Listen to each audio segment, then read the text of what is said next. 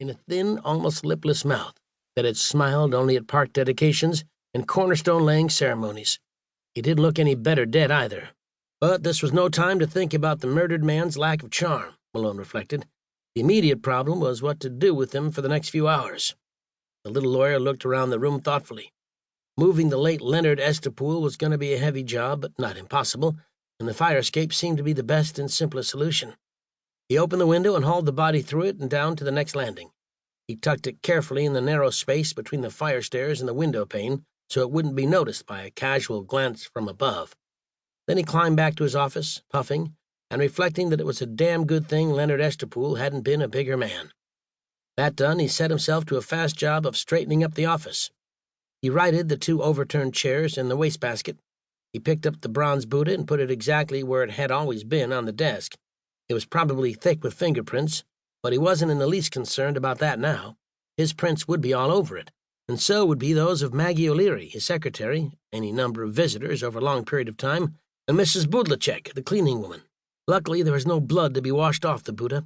Apparently, it had been thrown at the late Leonard Estapole, had done its deadly work, and bounced off. The blood, and there wasn't very much of it, was on the floor. Malone blew on the bronze Buddha to dispose of any possible stray pale hairs, wet a handful of paper towels, and scrubbed ineffectually at the spot on the floor.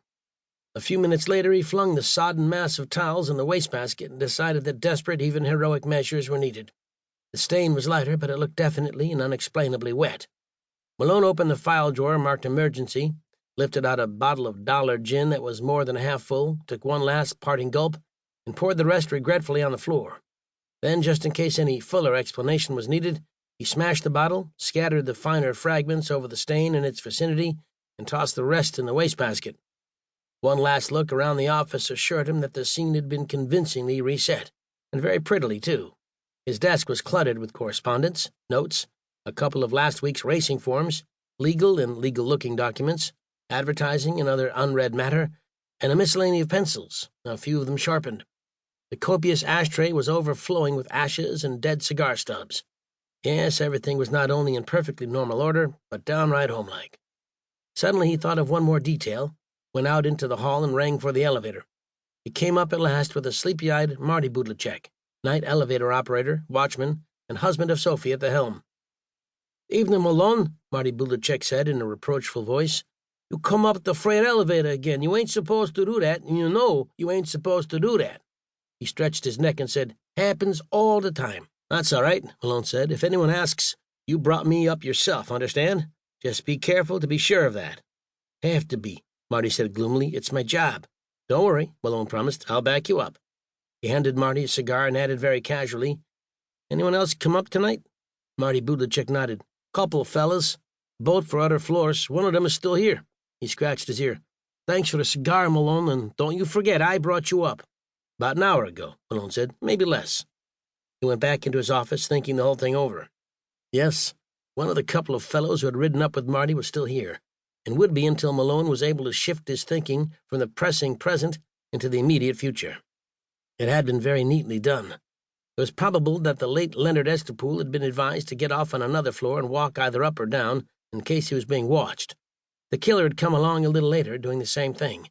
Conked Leonard Estapole with Malone's bronze Buddha and left him dead on the floor of Malone's office, finally overturning a few chairs in the wastebasket to set the scene.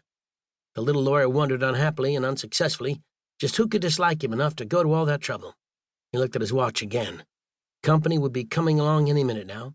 He wondered what member of the police department would have gotten the tip, and hoped that it would be someone he knew. Right now he didn't feel like making pleasant small talk with a couple of perfect strangers. Finally he sat down behind his desk, relit his cold cigar, and waited.